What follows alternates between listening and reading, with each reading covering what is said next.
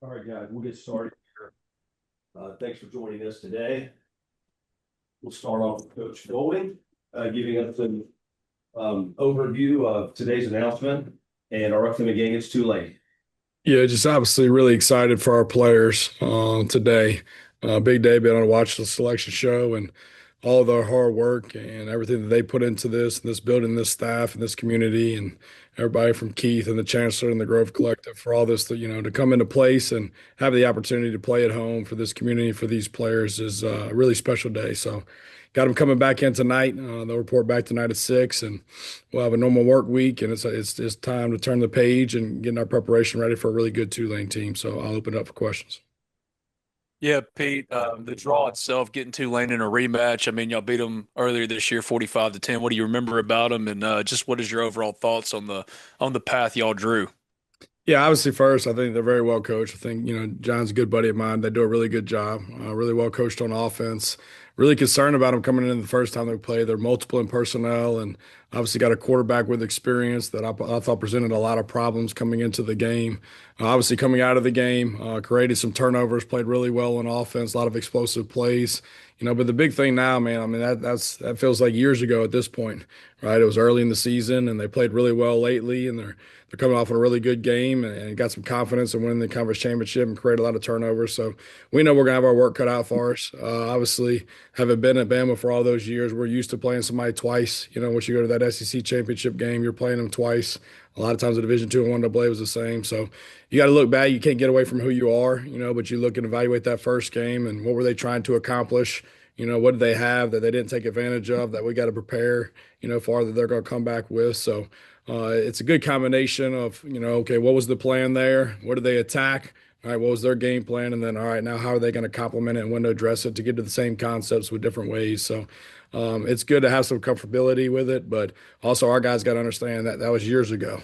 What happened in that game has no indication what's going to happen in this game, and our preparation has to be on point, and we got to be ready to roll and have really good plans and have a great week of practice.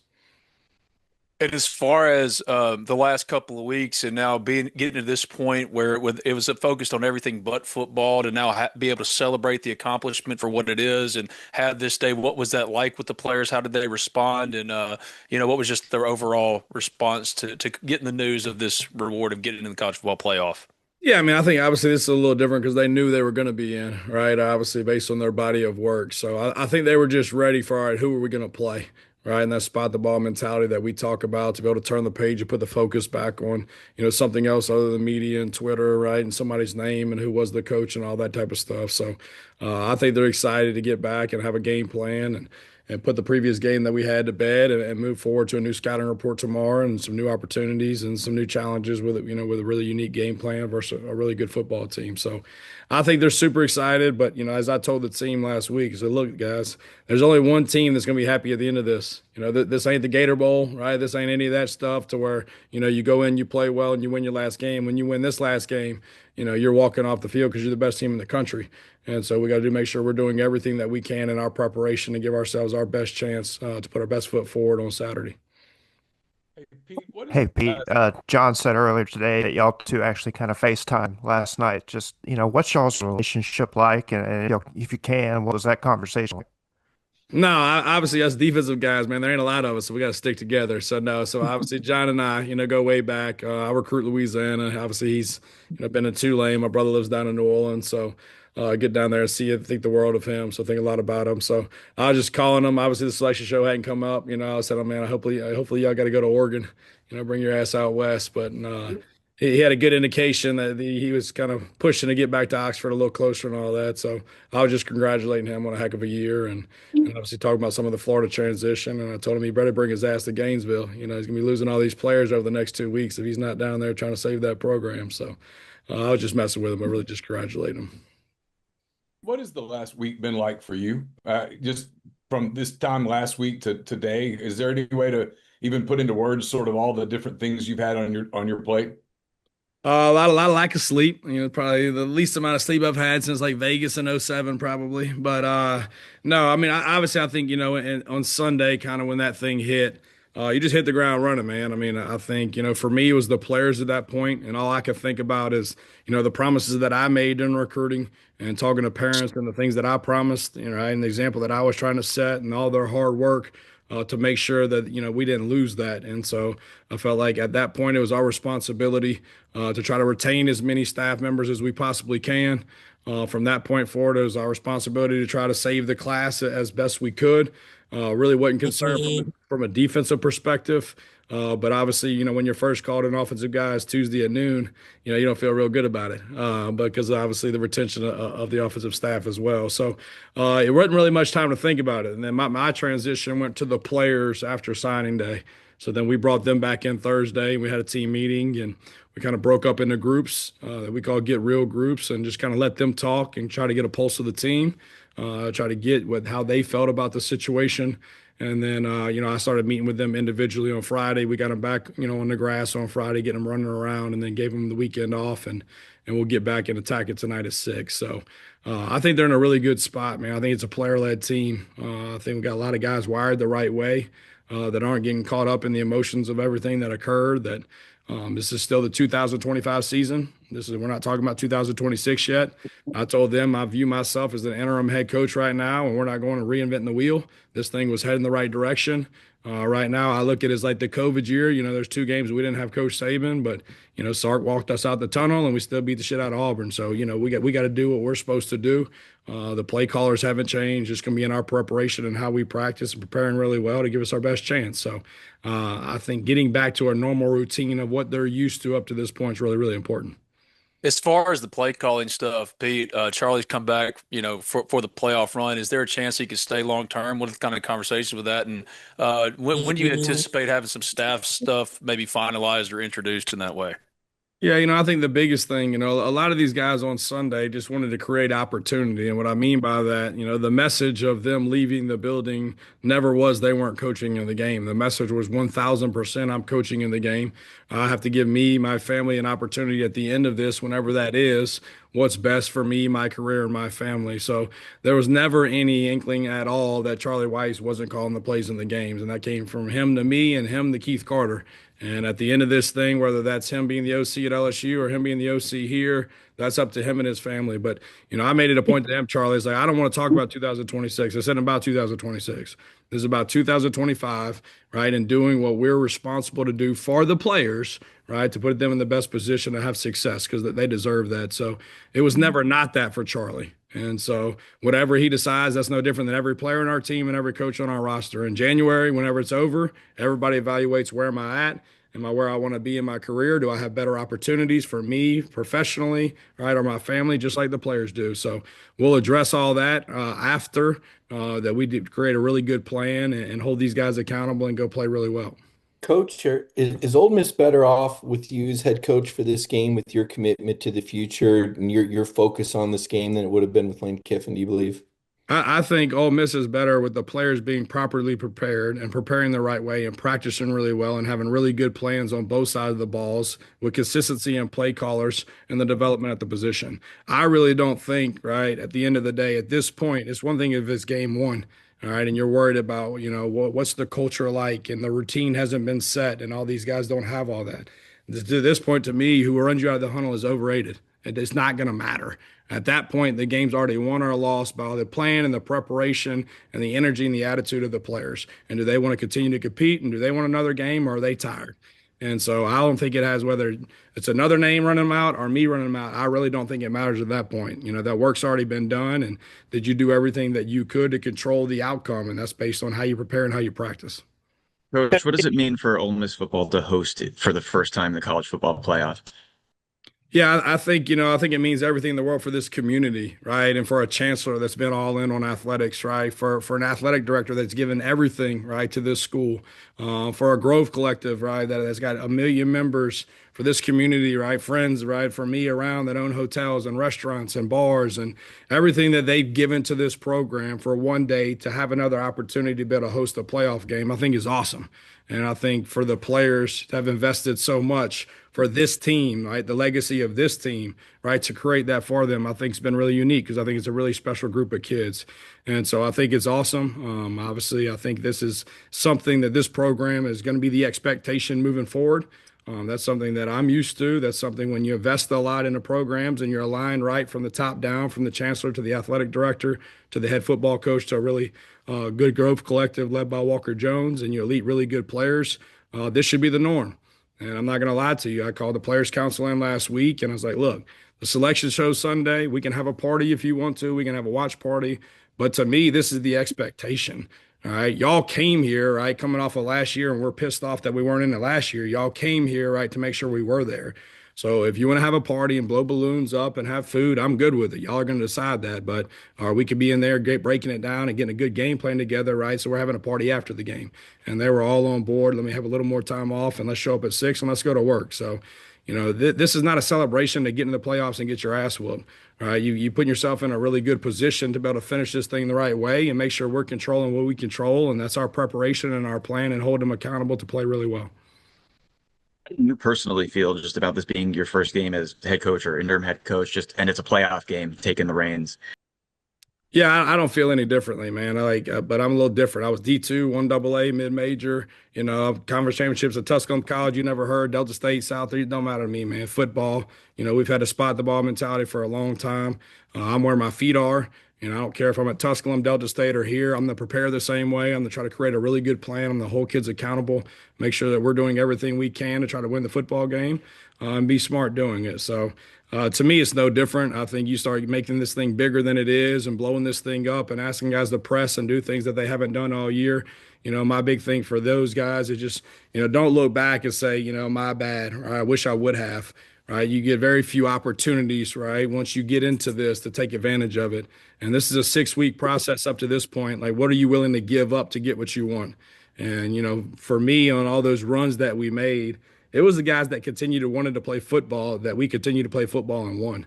And I think that's the big thing of keeping it fresh and keeping the focus and keeping it exciting for them. I think it's going to be really important. But I think we got a group, right, that's really tough, that's really competitive, that loves football, but they really get along and they care for each other. So I think we got to hold them to a really high standard. We got to develop some really good plans for them and see what happens.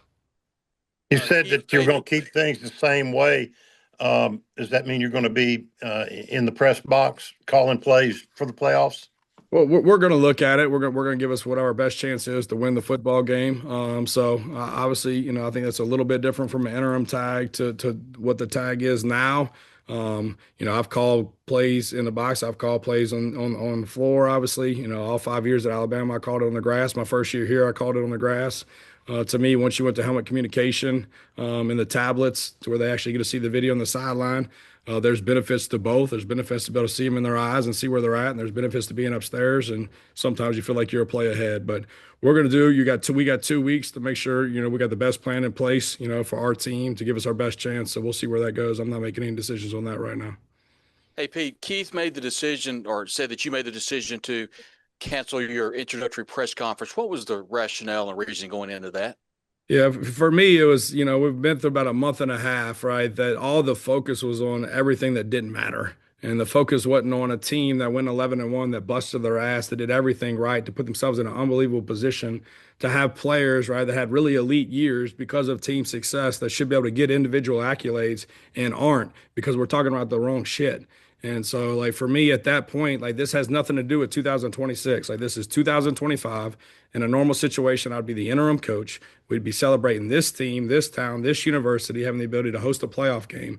Why the hell would we make it about me when it really doesn't matter? They don't give a shit whether I run them out or not. Like, let's put the focus back on the players where it should be. Let's get ready to finish this thing the right way. And then if you want to have one in January, have one in January. And let's charge everybody to do it and make it in rev share and whatever. And let's go get better players. All right. But like, this does not matter right now. We're worried about the wrong stuff. And there's a bunch of kids in that locker room right now that need to get the focus back on them. Because at the end of the day, all right, they're going to determine whether we're going to win this game or not, right? By their execution and their preparation. It ain't going to have nothing to do with what the head coach's name. I can assure you that. You may have just kind of Going off answered this, that, Pete. And you probably don't know the answer to this, but in your opinion, does this team have a kind of a renewed chip on its shoulder after everything that it's been through the last few weeks? I mean, I think obviously adversity in anybody's life, right? You're going to do one or two things, right? You're going to attack it or you're going to run. I think the mentality of this team, I'm not saying it wasn't that prior to, I think we got a lot of really good players on this team. We got a lot of guys wired the right way that are tough and competitive and play together. And so I think certain events happen at certain times for reasons. Sometimes it brings people together and they go on a hell of a run. Sometimes it breaks people apart. And so I think that's our responsibility as a coach to be for them there right now. But I think we got a very unique group, right? That's really not concerned with who's running the remote right now. They want the stability within the scheme and the system to where it doesn't change. And it's a routine that they're used to. They want to be held accountable, right? Like normal. They want to have fun in the process and then go give themselves our best chance to go win a football game. But I do feel like, the camaraderie of our group is very close. And I'm not here to tell you that event did that or not, right? But we have a very close group that's going to play for each other. Is going to practice extremely hard, and hopefully we play well. for your journey, have you had a chance to think about the Tuscum days and now leading a CFP team, or is that sort of what you talked about, something that you just think about in the off season? Yeah, I mean, obviously, you probably don't know me well, but I don't care if I'm coaching football or playing my wife in tennis. Like, I'm trying to whip your ass, right? So, like, I really get focused on the task at hand and what we need to do, and how do we do it better than anybody else. And whatever my role is doing that, I'm gonna do that to the best of my ability, whatever that is. And I don't look for another role, don't want another role when I'm at that point. I was fully content, obviously, coming here because of the situation in which I came and why I came. And so that was, there's never a point in this whole process that I'm calling Keith Carter the chancellor, like, hey, I want the job. That it wasn't one time, right? I'm like, hey, I don't want this damn job. Like, I like my job, I like doing my job, coaching my players. All right. And then gets to a point to where, to me, what happens to young men and what I see is happening, I'm not going to allow that to happen. And so, I think things happen for a reason and people are at places, at certain times for a reason. And I think the good Lord put me here. So we'll see what happens with it. But no, I don't focus on what the game is, where it is, and who we play. I focus on the preparation of it and the things that we need to do to play really well to give us our best chance, to be honest with you. Now, somebody might be different for some people, but I've been in a million of these. All right. I can go in the closet wherever they're at and they got rings and national championship rings. I don't know where they're at, but I got them. Right. We've been there, D2, 1AA, and all that. So, it's not going to be anything about the result of it, right? It's going to be about the process of it and what we do to give ourselves our best chance. But when you did get the news, when Keith said, we've chosen you for you, not that you're going to be sentimental about it, but did it give you an emboldened sense of like, yeah, now let's get back to it? I mean, what was the immediate reaction for you, The right, immediate when you got the news? the immediate reaction was I got my ass up out of my seat, went straight out the door to try to recruit offensive staff not to get on an airplane. That was my immediate reaction. So I couldn't tell you the years, the money, and I still can't. Right? Does that make sense? Right? So it's like, hey man, I got a lot invested in this, just like these players do at this point. Right, let's try to keep as much in the boat as we can, and then go find some other ones to put in if we need it, right, to go make a run. So it probably still hasn't set in, and I don't want it to set in. That's my point to the players. I'm not looking at my responsibility any different than it was when we went to game one right now. Right? Does it have a different role in front of more people in certain times in team meetings and all those type of things? Absolutely. All right. But as far as what my responsibility is this team to get guys prepared and went from one side of the ball to an entire group. All right. But kids are kids, right? And the room got a little bigger, but nothing else changed. I'm not changing who I am. All right. I ain't changing what the hell I wear. I'm going to yoga. I'm playing pick. I ain't doing any of that shit. Like, I am who I am. All right, we're going to roll. We're going to do this thing the right way. I've done it a long time around a lot of good people, right? And we're going to give it our best shot and see what happens. Coach, can you talk about, I know you talked about a little bit of the aspect of the team. Can you talk about what makes this team in particular so much more different? I was asking the guys after the Egg Bowl, the brotherhood, camaraderie of this team. Talk about this team. What makes them different in the trust that you have in them heading into the playoff?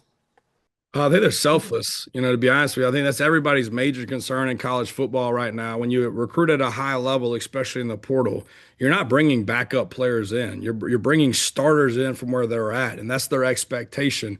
And you're adding them to a group of guys that some of those are returning starters at their same position. So the concern's always, right, everybody wants to think best case scenario in everything. That I'm going to go there, I'm going to have an elite year, I'm going to be all conference, I'm going to be all America, I'm going to win a national championship. And in reality, a lot of those guys left as starters from where they were at, and they're here and they're rotational players at best. And there's two ways to think about that when you get that. A lot of guys are pissed off, had negative energy and body language, and affect the people around them.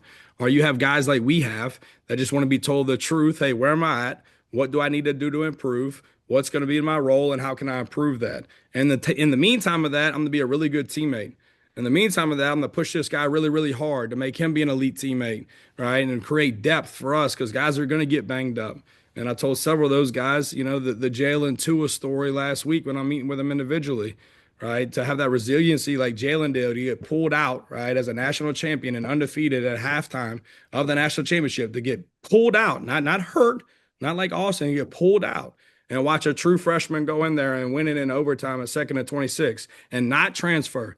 And watch it for 12 games to be the backup to Tua and him go out in the third quarter of the SEC championship game. And who comes in?